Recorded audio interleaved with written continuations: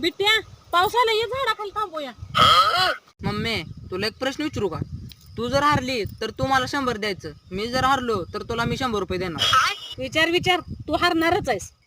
एकायला 2 पोरं, एकाचं नाव आहे माहितीये आणि एकाचं नाव आहे नाही माहिती.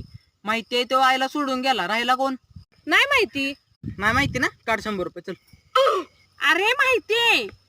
अगं माहिती आहे तो आईला सोडून गेला की, मग राहिला कोण? नाही माहिती. नाही माहिती ना, मग काढ 100 रुपये चल. नाही माहितीये. नाही माहिती. काय बोल नको तू, हारल्यास दे 100 रुपये चल दे. अरे